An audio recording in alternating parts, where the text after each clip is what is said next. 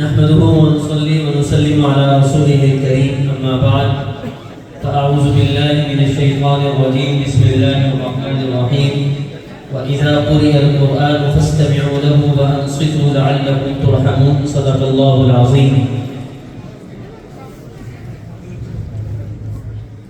بزرگان محترم، برادران اسلام، حضرات علماء کرام، السلام علیکم ورحمۃ اللہ وبرکاتہ. وقت چونکہ بہت بیت چکا ہے اور صبح سے یہ چھٹا پروگرام ہے اور چھٹا یا ساتواں غالباً یہ پروگرام ہے. اتنی تھکاوٹ ہے کہ یہ بھی یاد نہیں کہ یہ کون سا پروگرام ہے. اور صبح سے ہمارے والد محترم دامت برکاتہ عالیہ ارشادات فرما رہے ہیں. بھائی مولانا قاری عزیز الرحمن صاحب دامت برکاتہ عالیہ نے مجھے یہ فرمایا تھا کہ بس آ جائیں اور حدیث کی تلاوت ہوگی اور دعا ہو جائے گی. اللہ تعالیٰ اس مرکز کو قبول فرمائے اور یہاں جو خدمات سر انجام دی جا رہی ہیں، اللہ رب العزت اس گلشن کو قیامت کی صبح تک اسی طرح آباد رکھے.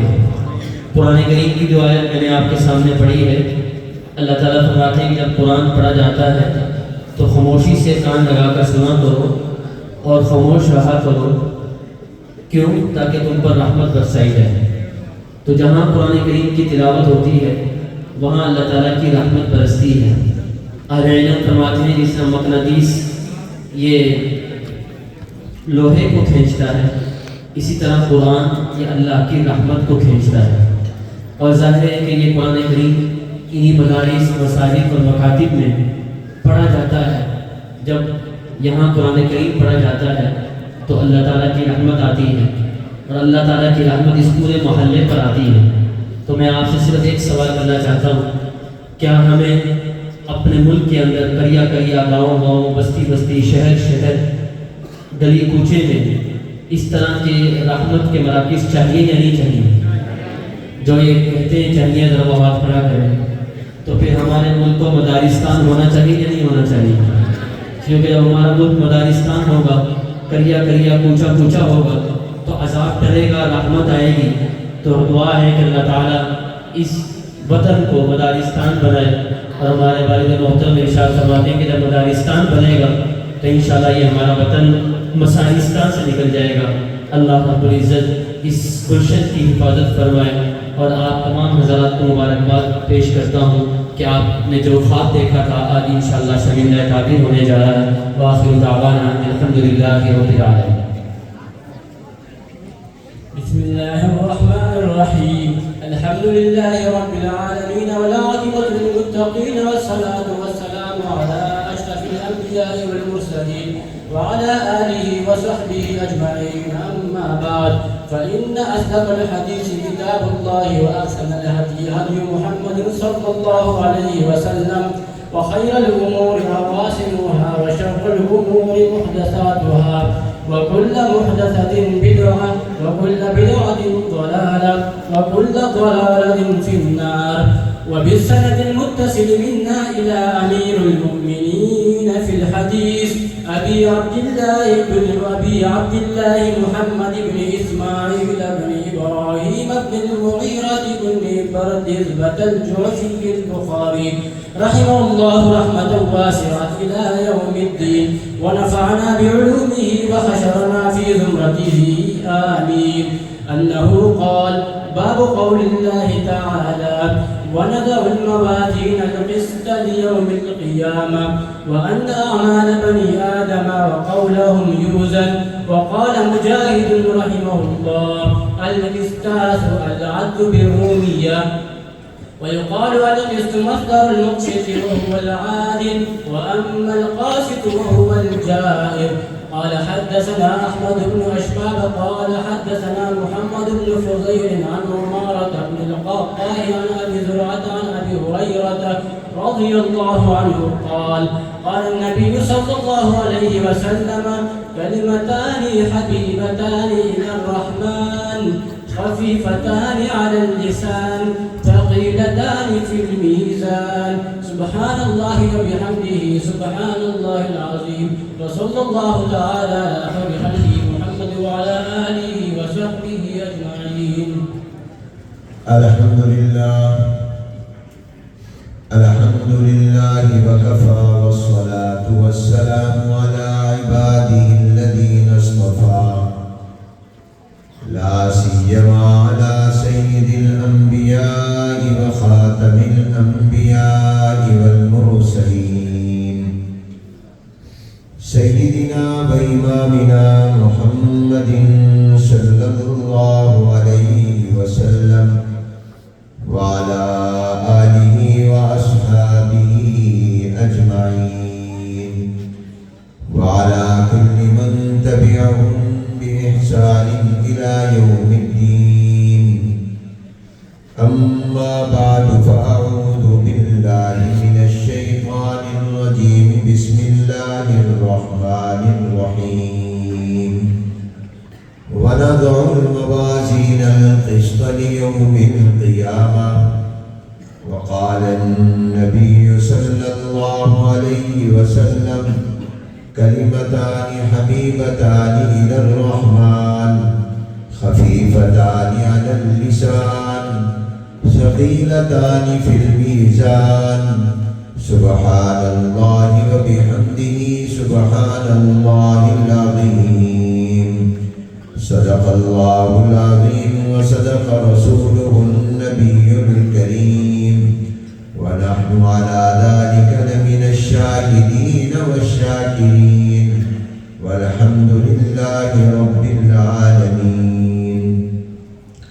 اللهم صل على محمد وعلى آل محمد كما صليت على إبراهيم وعلى آل إبراهيم إنك حميد مجيد. اللهم بارك على محمد وعلى آل محمد كما باركت على إبراهيم وعلى آل إبراهيم إنك حميد مجيد. قابل عزت احترام حضرات علماء کرام، اساتذہ کرام، ارباب مدارس و جامعات، فضلائے کرام، طلباء عزیز، برادران اسلام، السلام علیکم ورحمۃ اللہ وبرکاتہ. آج بتاریخ 13 رجب المرجب سن 1447 ہجری مطابق 3 جنوری سن 2026 بروز ہفتہ بعد نماز عشاء مدرسہ اشرفیہ تعلیم القرآن حسن ابدال میں پہلی مرتبہ حاضری، آپ سے ملاقات اور گفتگو کی سعادت حاصل ہو رہی ہے. میں شکر گزار ہوں برادر محترم حضرت مولانا قاری عزیز الرحمان صاحب دامت برکاتہ العالیہ اور عزیز مکرم مولانا قاری کرام اللہ صاحب اور وفاق المدارس العربیہ پنجاب کے نادم مدد مولانا مفتی عبد الرحمان صاحب دامت برکاتہ العالیہ، جنہوں نے آج کے اس مبارک اجتماع میں شرکت کی دعوت دے کر اس سعادت میں شریک کیا. اللہ تعالی ہم سب کی اس حاضری کو اپنی بارگاہ میں قبول فرما کر ہماری بخشش کا، مغفرت کا، نجات کا سبب بنا دے. اگرچہ مسلسل سفر ہے، کئی پروگراموں میں گئے ہیں، لیکن مجھے یہاں تھکاوٹ کے باوجود آپ کے جذبات کو دیکھ کر، آپ کی محبت کو دیکھ کر، آپ کے ایمانی دینی جذبے کو دیکھ کر یہ خیال ہوا کہ ہمارے پاس اور تو کوئی نیکی ہے نہیں، شاید اللہ تعالیٰ اس وجہ سے ہماری بخشش فرما دیں کہ ہم آپ کی محبت کے احترام میں یہاں حاضر ہوئے اور اس سعادت میں شریک ہوئے.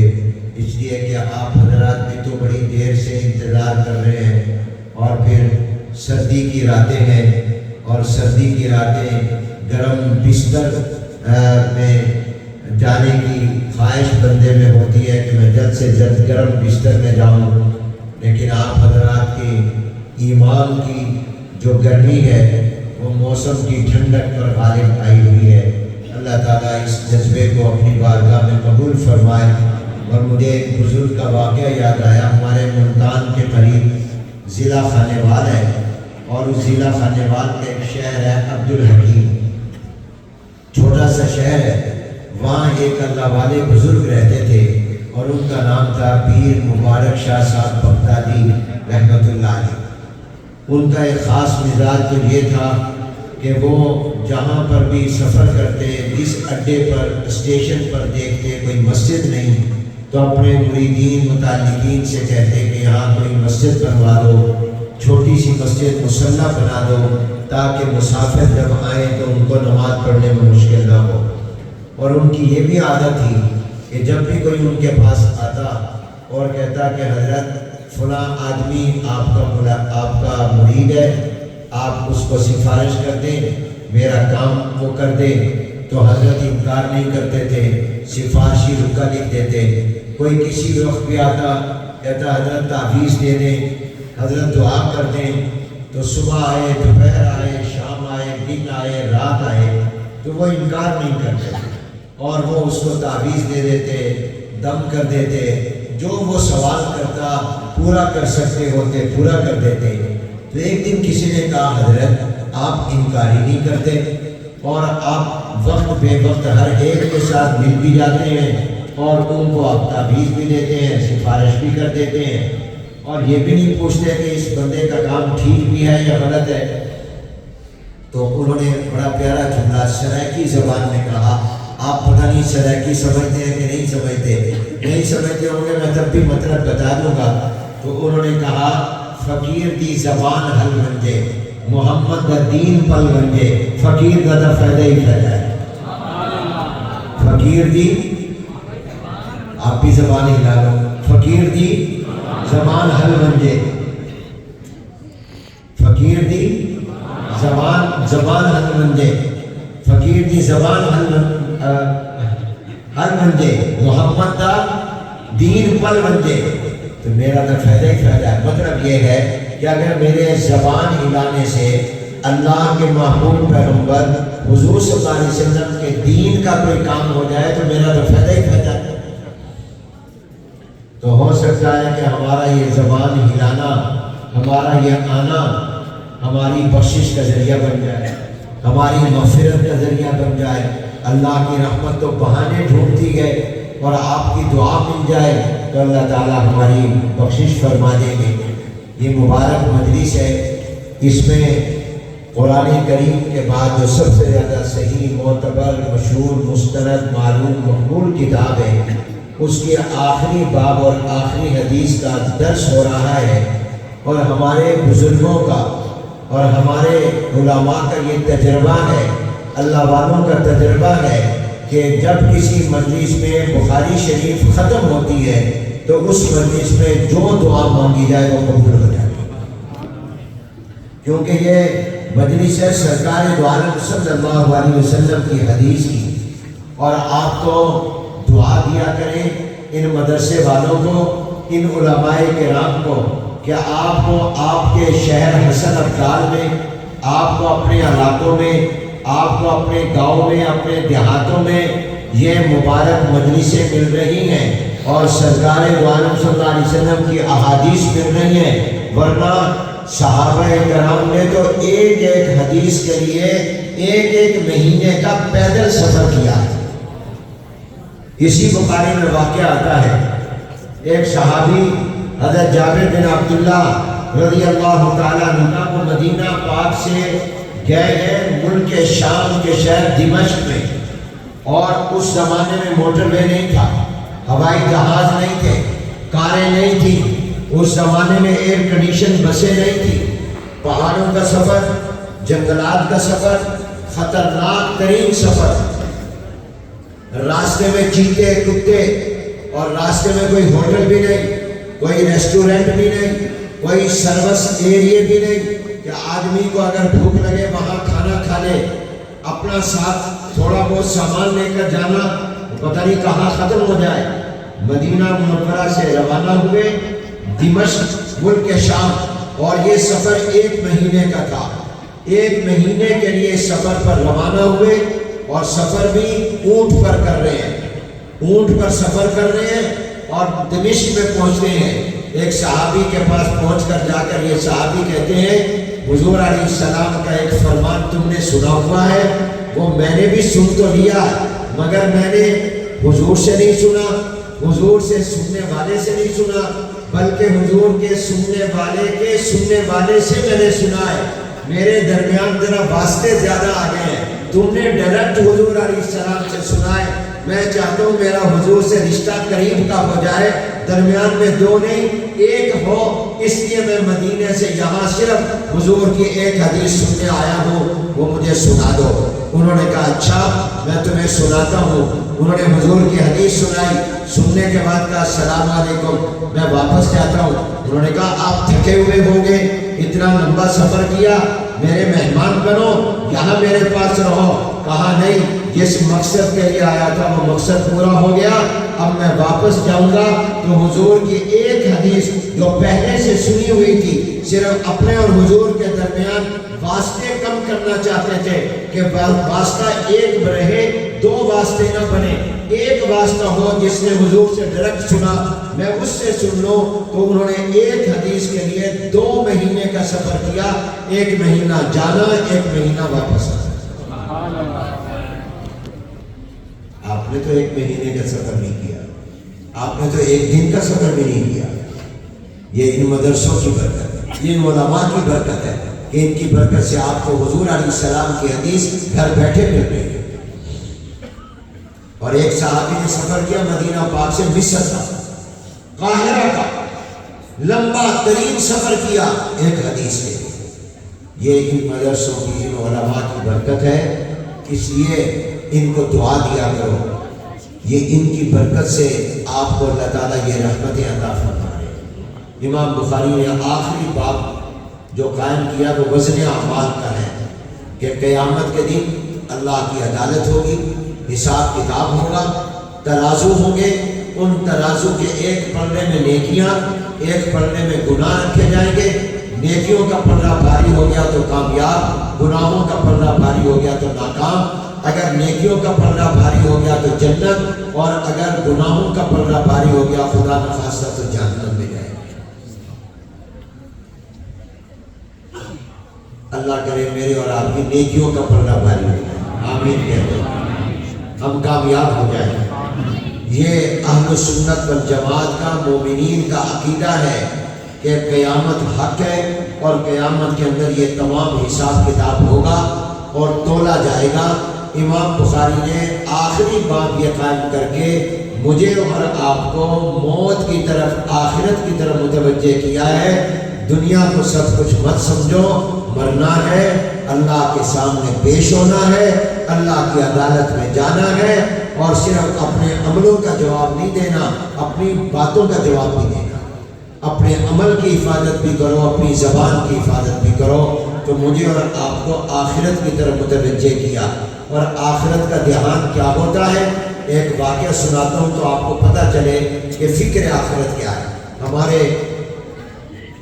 حکیم الامت مجدد الملت والدین حضرت مولانا محمد اشرف علی تھانوی رحمۃ اللہ علیہ نے ایک مرتبہ کہیں سفر پر جانا تھا، تو وہ اسٹیشن پر پہنچے ٹرین میں سوار ہو کر جانے کے لیے، لیکن جب پہنچے تو ٹرین آ چکی تھی، چلنے کے لیے تیار تھی۔ اتنا وقت نہیں تھا کہ حضرت ٹکٹ لیتے، اگر ٹکٹ لینے کے لیے ٹکٹ گھر میں ساتھ ہی ہوتا ہے جاتے تو ٹرین چلی جاتی۔ تو حضرت نے اپنے ساتھیوں سے فرمایا گاڑی میں بیٹھ جاؤ، ٹرین میں بیٹھ جاؤ، جو ٹکٹ بنانے والا گارڈ ساتھ جا رہا ہے اس کو بتا دو کہ ہم فلاں ڈبے میں بیٹھے ہیں، جب وہ ٹکٹ چلتی ہوئے آئے گا ٹکٹ چیک کرنے تو اس کو کہنا کہ آپ ہم سے پیسے لے کر ہمارا ٹکٹ بنا دیں گے۔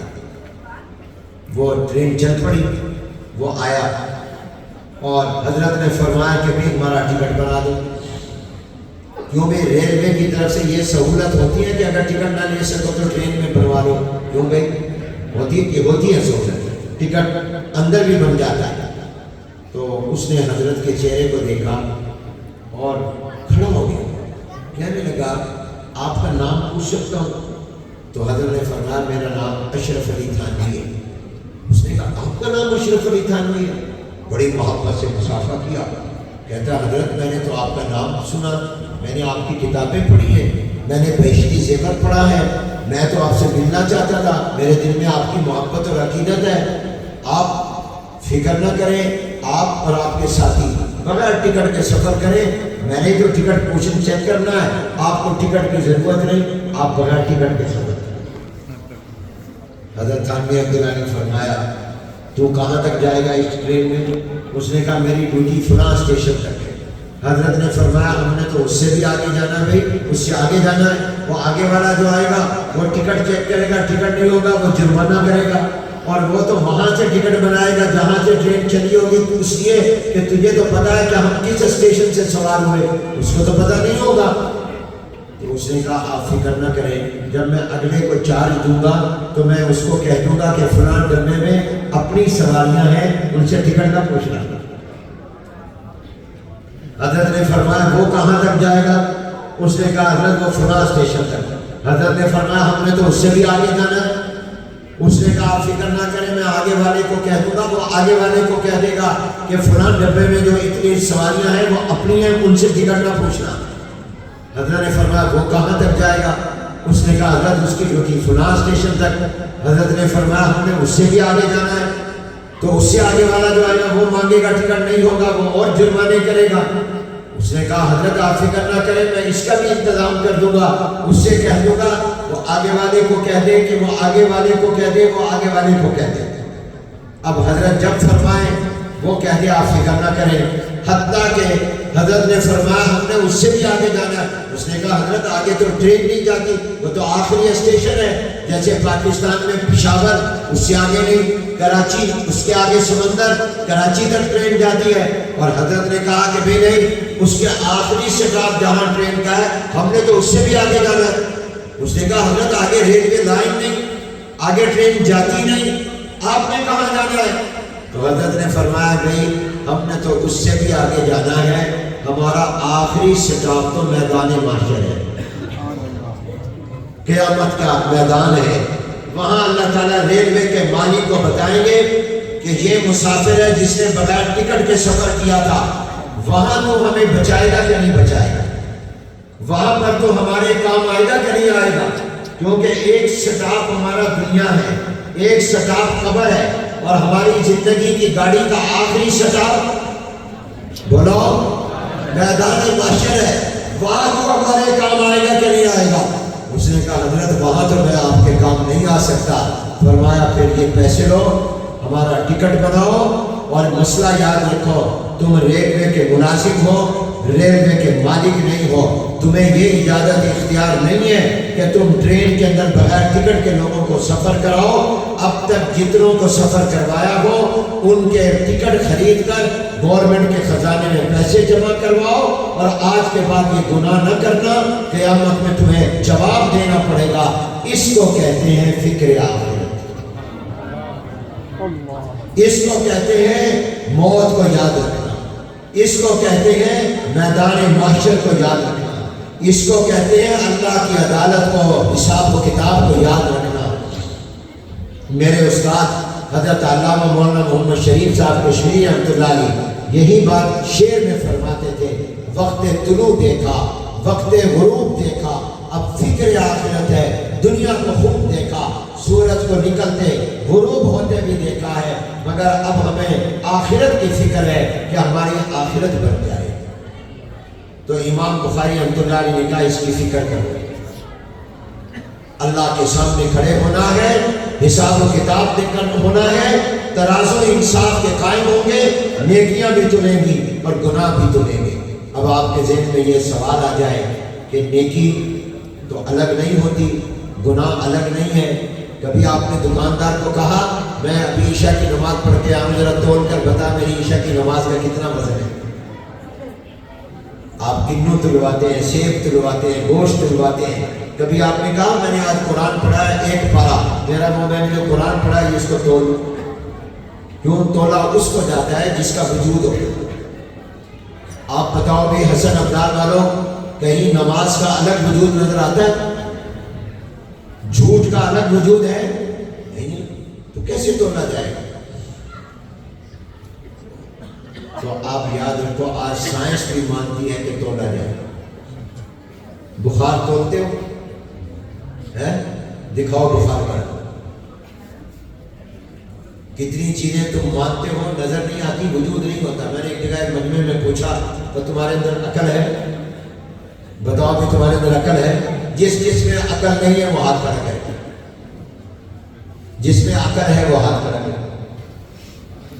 عقل دکھاؤ، کہاں ہے عقل؟ دکھاؤ۔ تمہارے اندر روح ہے؟ بولو، روح ہے؟ اگر روح نہ ہوتی تو یہاں بیٹھے ہوتے یا کہاں ہوتے؟ قبرستان میں، قبر میں ہوتے۔ دکھاؤ روح، کہاں ہے روح؟ بعض لوگ کیا کرتے ہیں، ہم اللہ کو تب مانیں گے جب اللہ نظر آئے۔ اللہ اگر ہے تو مجھے نظر کیوں نہیں آتا؟ اگر ہے تو نظر آنا چاہیے، جب نظر نہیں آتا تو نعوذ باللہ کے انکار کر دیتے اللہ ہے ہی نہیں۔ وہ کہتے ہیں کہ اگر ہے تو نظر آئے، نظر نہیں آتا تو ہے نہیں۔ یاد رکھو یہ اصول ہی غلط ہے۔ کتنی چیزیں آپ اور میں مانتے ہیں لیکن نظر نہیں آتی۔ عقل کو مانتے ہیں، نظر نہیں آتی۔ روح کو مانتے ہیں، نظر نہیں آتا ہے۔ دودھ میں مکھن ہوتا ہے کہ نہیں ہوتا؟ تو بولو، لیکن کس دودھ میں مکھن ہوتا ہے؟ جو خالص ہو۔ پتہ نہیں حسن افغان میں خالص ملتا ہے کہ نہیں ملتا؟ پانی ملا کر بھیج دو۔ حضرت مولانا شاکر تھانوی رحمۃ اللہ علیہ فرماتے تھے پہلے تو لوگ دودھ میں پانی ملاتے تھے، اب پانی میں دودھ ملاتے ہیں۔ لیکن دودھ خالص ہو تو اس میں مکھن ہوتا ہے کہ نہیں ہوتا؟ اگر آپ کے اس میں مکھن ہے اور کوئی کہے میں نہیں مانتا، دکھاؤ، آپ اسی حالت میں دودھ میں مکھن دکھا سکتے ہیں؟ حالانکہ ہوتا ہے۔ تو معلوم ہوا کہ یہ اصول کہ جو چیز موجود ہو وہ نظر آئے، یہ اصول ہی غلط ہے۔ کتنی چیزیں میں اور آپ مانتے ہیں اور وہ نظر نہیں آتی، لیکن اللہ والوں کو اور انسان اگر دل کی آنکھ سے دیکھے تو اللہ ہر جگہ نظر آتا ہے، ہر جگہ نظر آتا ہے۔ وہ ایک شاعر نے کہا کہاں نہیں ہے، کدھر نہیں ہے، وہ ذرے ذرے میں جلوہ کر گئے مگر کوئی دیدہ بھر نہیں۔ ہمارے بزرگوں میں گزرے مولانا مفتی محمود حسن گنگوہی رحمۃ اللہ علیہ کے انتقال ساؤتھ افریقہ میں، وہ بڑے عالم تھے۔ ان سے کسی نے یہی سوال کیا کہ اللہ ہے تو نظر کیوں نہیں آتا؟ انہوں نے کہا تجھے نظر نہیں آتا، مجھے تو جدھر میں دیکھوں مجھے نظر آتا ہے۔ کہا مجھے تو سورج میں اللہ نظر آتا ہے، مجھے تو چاند میں اللہ نظر آتا ہے، مجھے تو ستاروں میں اللہ نظر آتا ہے، مجھے تو آسمانوں میں اللہ نظر آتا ہے، مجھے تو زمین کے نظام میں اللہ نظر آتا ہے، مجھے تو ہواؤں میں اللہ نظر آتا ہے، مجھے تو دریاؤں میں اللہ نظر آتا ہے، مجھے تو درختوں میں جنگلات میں اللہ نظر آتا ہے، مجھے تو پہاڑوں میں اللہ نظر آتا ہے، مجھے تو امام الانبیاء حضور علیہ السلام کی عظمت میں اللہ نظر آتا ہے، مجھے تو ابو بکر میں اللہ نظر آتا ہے، مجھے تو عمر میں اللہ نظر آتا ہے، مجھے تو عثمان غنی میں اللہ نظر آتا ہے، مجھے تو علی المرتضیٰ میں اللہ نظر آتا ہے، مجھے تو قرآن کے ہر حرف میں اللہ نظر آتا ہے، مجھے تو دن اور رات میں اللہ نظر آتا ہے، مجھے تو صبح اور شام میں اللہ نظر آتا ہے، مجھے تو اپنے وجود کے اندر اللہ نظر آتا ہے۔ میرے ہاتھ کو ایسا بنایا کہ میرے ہاتھ کی لکیریں دنیا کے تمام انسانوں کے ہاتھ کی لکیروں سے مختلف۔ مجھے تو شکل اللہ نے ایسی دی کہ دنیا کے تمام انسانوں کی شکلوں سے مختلف ہے۔ ایک ماں باپ کی اولاد ہے، ایک باپ ایک ماں کے وہ اولاد ہے، مگر شکلیں الگ الگ بنا دی۔ یہ شکل کون دے رہا ہے؟ یہ میرا اللہ دے رہا ہے۔ ان شکلوں کے اختلاف میں مجھے اللہ کی قدرت نظر آتی ہے، ہر چیز میں اللہ نظر آتا ہے۔ تو اللہ قادر ہے، وہ نیکی کو تولے، گناہ کو تولے۔ ایک آدمی نے مجھ سے کہا مولانا یہ جو ہم قرآن پڑھتے ہیں، صدقہ خیرات کرتے ہیں، اس کا ثواب ہمارے ماں باپ کو قبر میں کیسے پہنچتا ہے؟ یہ کیسے پہنچتا ہے؟ ہم نے یہاں قرآن پڑھا، ثواب قبر میں پہنچ گیا، وہ جہان کے لگے۔ تو میں نے اس سے کہا کہ ذرا موبائل دکھاؤ، آپ کے پاس موبائل ہے؟ چلو میں اپنا ہی نکالتا ہوں۔ یہ موبائل ہے، اس میں کوئی تار لگی ہوئی ہے؟ بولو، کوئی تار ہے؟ نہیں۔ اچھا، ان موبائلوں میں اگر میں اب یہاں بیٹھا ہوں میرے موبائل میں پیسے ختم ہو جائیں اور میں ملتان میں اپنے دفتر کو کہوں مجھے ایزی لوڈ کرا دو 1000 روپے بھیج دو، اس میں آئے گا کہ نہیں آئے گا؟ آپ لندن گئے ہوں، مکے گئے ہوں، مدینے گئے ہوں، جدہ گئے ہوں، امریکہ گئے ہوں، یورپ گئے ہوئے ہوں، آپ کے موبائل میں پیسے ختم ہو جائیں، آپ وہاں سے اپنے بیٹے دفتر کو کہتے ہیں بیٹا میرے انٹرنیشنل آپ کا فون ہے، آپ کہتے ہیں پیسے بھیجو، پیسے حسن عبدال میں وہ اس پہ جا کے ایزی لوڈ کراتا ہے، اب تو موبائل سے کراتا ہے، وہ بیٹھا کراچی میں لاہور میں، پیسے چلے جاتے ہیں کہ نہیں چلے جاتے؟ وہ بولو، اور جاتے ہیں میں تم سے مانگ نہیں رہا کہ تم مجھے دو، ایزی لوڈ کراؤ، جاتے ہیں کہ نہیں جاتے؟ کوئی کنیکشن ہے، کوئی تار ہے، کیسے پیسے چلے گئے؟ اگر سائنسدانوں نے ایسا سسٹم اور نظام بنایا اللہ کے دیوے دماغ اور عقل کو استعمال میں لا کر کہ آپ پیسے حسن عبدال میں کسی موبائل کے نمبر میں ڈالیں اور پیسے پہنچ جائیں دبئی میں، پیسے پہنچ جائیں اس کے ٹیلی فون کے اندر کراچی میں، اور پہنچ جائیں پشاور میں، اسلام آباد میں، اگر تم انسان یہ کر سکتے ہو تو اللہ قادر نہیں ہے کہ قرآن تم یہاں پڑھو حسن عبدال میں اور اللہ اس کو قبر میں تمہارے والد کے پاس پہنچا دے؟ سبحان اللہ، وہ تو بڑا قادر مطلق ہے، وہی تو تولے گا۔ لہذا قیامت کو یاد رکھو، حساب و کتاب کو یاد رکھو، اللہ تعالیٰ انصاف، اور اللہ اس لیے نہیں تولے گا کہ اللہ کو پتہ نہیں ہے کہ اس کے گناہ زیادہ یا نیکیاں زیادہ، اللہ کو تو پتہ ہے، اللہ اس لیے تولے گا تاکہ آپ کو اور مجھے منوا لے اور دکھا لے اور انصاف کر کے ہمیں بھی دکھا دے، تاکہ ہمارے دل میں نہ آئے کہ میرے تو گناہ کم تھے نیکیاں زیادہ تھیں، تو آپ کو اور مجھے دکھانے کے لیے اللہ تولے گا، اللہ اپنے علم کے لیے نہیں تولے گا، اللہ کو تو پہلے سے معلوم ہے، اور علم اللہ تولے گا یا عمل تولے گا؟ بولو، علم تولے گا؟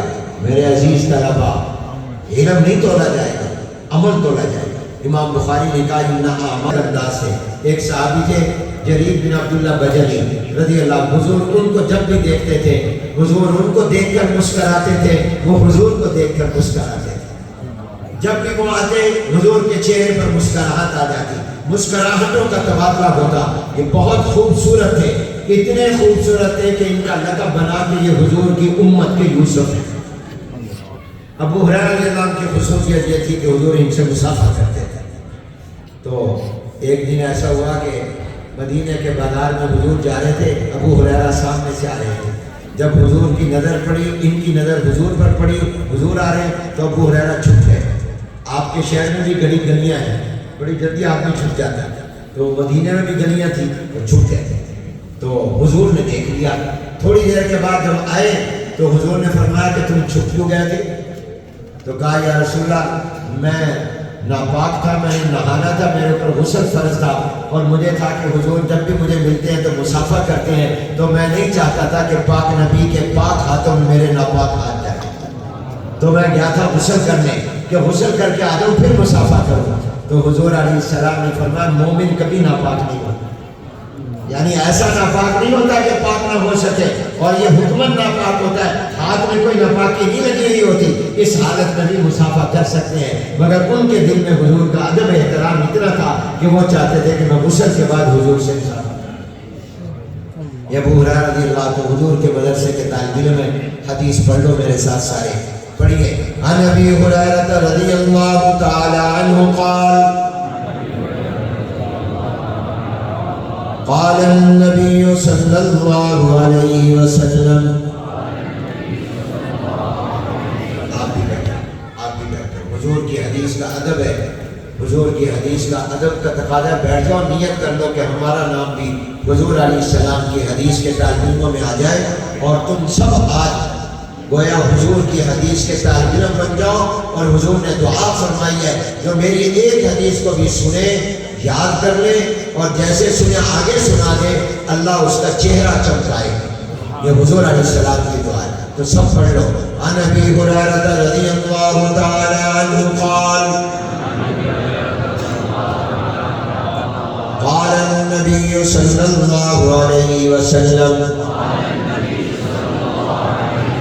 کلمتان حبیبتان الی الرحمن خفیفتان علی اللسان ثقیلتان فی المیزان सुबहानल्लाहि व बिहम्दी, सुबहानल्लाहिल अज़ीम, सुबहानल्लाहि व बिहम्दिही, सुबहानल्लाहिल अज़ीम, सुबहानल्लाहि व बिहम्दिही, सुबहानल्लाहिल अज़ीम। अब इसको सुन लो, जाके अपने घर वालों को सुनाना, ताकि तुम्हें हुजूर अलैहिस्सलाम की दुआ मिल जाए और तुम्हारे चेहरे दुनिया कब्र आखिरत में चमके। अपनी ज़बान में सुना देना कि हुजूर सल्लल्लाहु अलैहि वसल्लम ने फरमाया, दो कलमे, मुराद कलाम है, दो कलमे रहमान को बहुत पसंदीदा है। दो कलमे रहमान को बहुत महबूब है। वो कलमे भी महबूब है, उनका पढ़ने वाला भी महबूब हो जाता है और रहमान की रहमतें उस पर नाजिल होती हैं। ज़बान पर बहुत हल्के फुल्के पढ़ना मुश्किल नहीं, आसान है, लेकिन कल क़यामत के दिन जब इन दो कलमों को अल्लाह ताला जो तुमने पढ़े होंगे आपके नामा अमाल में नेकियों वाले पलड़े में रखेंगे तो नेकियों का पलड़ा भारी हो जाएगा। ये तराजू में बड़े भारी हैं। अब वो दो कलमे कलाम कौन से हैं? सुबहानल्लाहि व बिहम्दिही एक, सुबहानल्लाहिल अज़ीम। जाके घर वालों को कहना मैं हुजूर की हदीस सुनकर आया हूँ, हुजूर अलैहिस्सलाम ने फरमाया है दो कलमे रहमान को बहुत पसंद है, ज़बान पर हल्के फुल्के हैं, क़यामत के दिन तराजू में बड़े भारी होंगे और वो दो कलमे हैं सुबहानल्लाहि व बिहम्दिही, सुबहानल्लाहिल अज़ीम, सुबहानल्लाहि व बिहम्दिही, सुबहानल्लाहिल अज़ीम। एक हदीस में हुजूर अलैहिस्सलाम ने फरमाया जो ये कलमे जो मैंने अभी आपको बताए पढ़वाए हैं, ये एक तस्बीह कर ले, दिन में 100 मरतबा पढ़ ले, उसके जितने भी गुनाह सगीरा होंगे अल्लाह ताला माफ़ फरमा दे। पहाड़ के बराबर, समंदर के बराबर होंगे तो अल्लाह ताला माफ़ कर देंगे। तो एक तस्बीह रोज़ाना किया करो, सुबहानल्लाहि व बिहम्दिही, सुबहानल्लाहिल अज़ीम, सुबहानल्लाहि व बिहम्दिही, सुबहानल्लाहिल अज़ीम, सुबहानल्लाहि व बिहम्दिही, सुबहानल्लाहिल अज़ीम। इमाम बुखारी रहमतुल्लाह अलैह ने अपनी किताब अल्लाह ताला की तस्बीह पर, अल्लाह के ज़िक्र पर, अल्लाह की याद पर ख़त्म की है, तौहीद पर ख़त्म की है, इस दुआ पर, इस उम्मीद और नेक ख्वाही के साथ कि अल्लाह मैं किताब तेरे ज़िक्र पर ख़त्म कर रहा हूँ तो मेरी ज़िंदगी भी अपने ज़िक्र पर ख़त्म करना, मेरा खात्मा भी ईमान पर कर देना। इसलिए दुआ मांगा करो, आप जितनी भी दुआएं मांगते हैं वो मांगा करो, मगर ये दुआ भी ज़रूर मांगा करो, अल्लाह मेरा खात्मा ईमान पर कर देना, अल्लाह मेरा खात्मा ईमान पर कर देना। मेरे उस्ताद हज़रत मौलाना मोहम्मद सिद्दीक़ साहब रहमतुल्लाह अलैह हमें एक वाक़या सुनाया करते थे। फरमाते थे कि एक मुहद्दिस थे, हदीस पढ़ाते उस्ताद थे, बड़े आलिम थे, तो वो सबक में कभी कभी ये कहते थे चरवाहा बाजी ले गया, चरवाहा बाजी ले गया, चरवाहा जानवर को चराने वाला। एक दिन शागिर्दों ने पूछा उस्ताद जी आप कभी कभी ये कहते हैं चरवाहा बाजी ले गया, ये क्या मतलब है इसका, हमें समझाओ तो सही। उन्होंने कहा कि रमज़ान का महीना था, आखिरी अशरा था और एक ताक रात, वो लगता ये था कि ये लैलतुल क़द्र है, ये शब क़द्र है और शब क़द्र में ज़ाहिर जो मांगो जो दुआ करो अल्लाह कबूल करते हैं, 1000 महीने की इबादत से ज़्यादा का सवाब देते हैं। तो कहा कि मैं भी छत पर मकान की इबादत कर रहा था, मेरा जो पड़ोसी था वो भी छत पर इबादत कर रहा था, मैं तो आलिम हदीस पढ़ाता हूँ, वो जानवर चराया करता था, वो चरवाहा था, मेरे और उसका मकान साथ था और दीवार छोटी थी, वो भी अल्लाह से दुआ मांग रहा था, मैं भी दुआ मांग रहा था। मैंने शब क़द्र में, लैलतुल क़द्र में ये दुआ की कि अल्लाह जो तूने मुझे इल्म अता किया है ये मैं इल्म आगे पढ़ाऊँ और पहुँचाऊँ, तू मुझे इसके लिए बड़े शागिर्द थे, मेरा हल्का बड़ा वसी कर, मेरी क्लास में दरसगाह में करीब और दूर दूर से इल्म हासिल करने के लिए तलबा आए।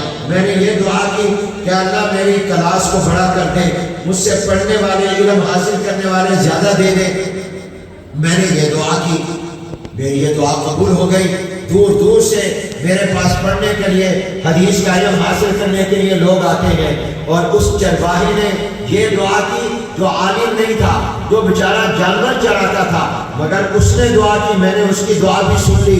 اس نے یہ دعا کی، اے اللہ میرا خاتمہ ایمان پر کر دینا، اے اللہ میرا خاتمہ ایمان پر کر دینا۔ کہا کہ وہ فوت ہو گیا ہے اور میں نے اس کو دیکھا وہ کلمہ پڑھتے ہوئے گیا، وہ کامیاب ہو گیا۔ اب مجھے پتہ نہیں ہے کہ میرا خاتمہ کیسے ہوگا، میرا حلقہ درس تو وسیع ہو گیا، لیکن مجھے وہ دعا خیال نہ آئی جو اس نے مانگی، اس لیے میں کہتا ہوں میں پیچھے رہ گیا، وہ چرواہا بازی لے گیا۔ جو دعا اس نے مانگی وہ میری دعا سے زیادہ اچھی دعا مانگی کہ اس نے یہ دعا مانگی کہ اللہ میرا خاتمہ ایمان پر کر دے۔ تو سارے دعا کرو، اے اللہ ہمارا خاتمہ کلمہ پڑھتے ہوئے دنیا سے جائیں، اللہ کا ذکر کرتے ہوئے جائیں، اللہ کو یاد کرتے ہوئے جائیں۔ اگر ہم کلمہ پڑھتے ہوئے گئے تو انشاءاللہ یہ کلمہ، یہ ایمان ہمیں جنت میں لے جائے گا۔ وآخر دعوانا ان الحمدللہ۔